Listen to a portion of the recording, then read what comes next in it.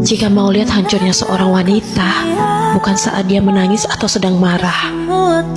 Hancurnya dia apabila dia sudah memilih diam dan tidak lagi ingin berdebat menjelaskan sesuatu. Dia tidak lagi menyatakan tentang apa yang dia rasa. Dia lebih memilih untuk memendam segala yang terjadi, walaupun air mata membanjiri pipinya. Saat diamnya wanita yang biasanya banyak bicara dan ceria, maka itu tandanya dia sudah tawar hati atau terlalu penat dengan segalanya. Dan kemudian dia akan menjadi orang lain. Bahkan orang yang dekat dengan dia pun sudah tak mengenali dia di versi barunya. Jika tujuanmu bukan aku, kenapa harus mengajakku berjalan sejauh ini? Seharusnya kalau emang dari awal mau main-main, jangan mengundang rasa. Mungkin kamu memang pemain, tapi aku bukan mainan. Mengenal itu sakit, dan mengenal orang baru itu sulit. Jika aku bukan tujuanmu, kenapa kamu mengajakku berjalan sejauh ini? Asal kamu tahu, semua orang mungkin bisa saja sembuh dari lukanya, tapi nggak semua orang bisa berdamai dengan rasa traumanya. Kalau tahu akhirnya begini, aku nggak ingin mengenalmu sejak pertama kali kita bertemu. Kukira kamu adalah penyembuh lukaku, namun nyatanya kamu jauh lebih kejam memberiku luka.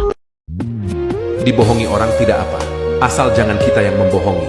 Dipermainkan orang juga nggak apa, asal jangan kita yang mempermainkannya. Disakiti orang juga nggak apa-apa, asal jangan kita yang menyakitinya. Aku percaya bahwa siapa yang berbuat baik pasti akan dapat kebaikan juga, dan siapa yang berbuat jahat pasti akan dapat kejahatan juga. Karena Allah itu maha adil, dan Allah akan membalas semua orang menurut perbuatannya masing-masing.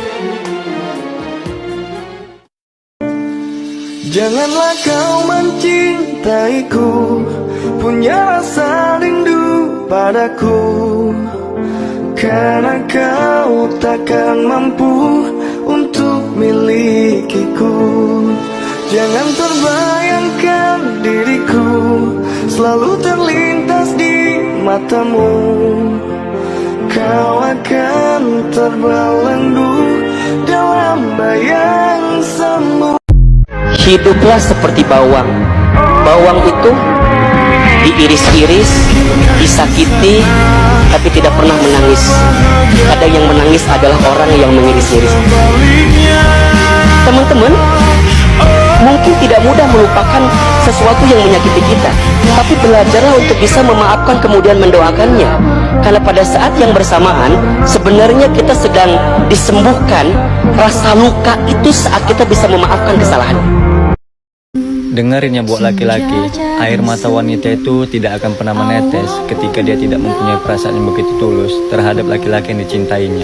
Meskipun laki-laki itu sering menyakiti, tapi dia tetap mencintai. Maka dari itu, ketika seorang wanita sudah meneteskan air mata, percayalah, di situ dia membuktikan bahwa dirimu sangatlah berharga baginya. Maka dari itu, ketika kamu sudah dicintai dengan tulus oleh wanita, jaga dan hargailah dia.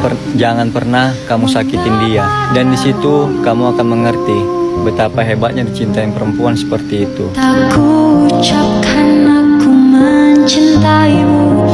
Allah tidak suka kalau ada hamba yang oleh Allah diberi ujian, tapi ternyata hamba itu tidak semakin mendekat kepada Allah.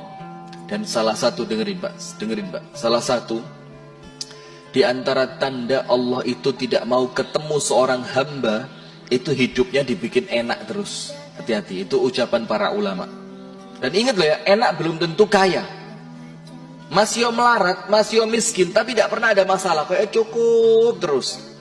Hati-hati, kalau hidup Anda seperti itu tanda Allah tidak kepingin ketemu sama panjenengan. Tapi kalau hidup panjenengan itu terkadang moro-moro masalah gede der, nanti lagi ada musibah besar der, itu tandanya apa? Allah kepingin ketemu, dan Anda sama Allah dikasih sinyal-sinyal, dikasih frekuensi untuk Anda berjumpa dengan Allah. Faham tidak sampai sini? Curhat sama manusia, saya katakan sekali lagi, diguyu Pak, diguyu ya. Jangan pernah percaya sama manusia. Allah katakan, jangan sekalipun kamu minta sama manusia. Tapi mintalah kepada Allah yang pintunya tidak pernah ditutup. Karena manusia itu semakin diminta semakin marah. Sementara Allah kalau kamu tidak minta, Allah malah marah. Nah, bagaimana cara kita minta kepada Allah? Terkadang sama Allah dikasih apa? Dikasih masalah, dikasih musibah, dikasih kesulitan. Maka dalam hadis riwayat Bukhari Muslim dikatakan, Allah itu apabila menginginkan kebaikan untuk seorang hamba, apa kata Allah? Yusib minhu, dikasih musibah. Nah, maka panjenengan beruntung kalau merasa hidupnya itu naik turun. Karena apa? Ketika panjenengan naik mulai lupa sama Allah, dikasih turun supaya kembali datang kepada siapa? Allah. Kuncinya jangan pernah mengeluhkan Allah kepada manusia. Faham sampai sini? Jangan pernah mengeluhkan Allah kepada manusia. Panjenengan kena takdir dari Allah, laporannya kepada manusia. Tutup sama malaikat, tidak tahu diri. Hidup yang ngasih Allah, nafas yang ngasih Allah, sehat yang ngasih Allah, rezeki yang ngasih Allah, bahagia yang memberi Allah. Dikasih sedikit susah, Allah yang selama ini baik sama dia, kebaikannya dilupakan, malah diceritakan jeleknya kepada manusia. Kalau kira-kira panjenengan digituin, mangkel ndak? Mangkel ndak? Salah satu nikmat yang besar adalah hilangnya rasa ingin tahu tentang orang lain. Dirimu tidak tertarik dengan kehidupan mereka, tidak peduli pada hal-hal baru atau rahasia-rahasia mereka.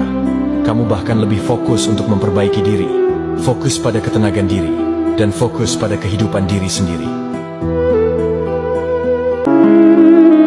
Aku sudah ikhlas lillahi ta'ala atas apa yang kamu lakukan padaku.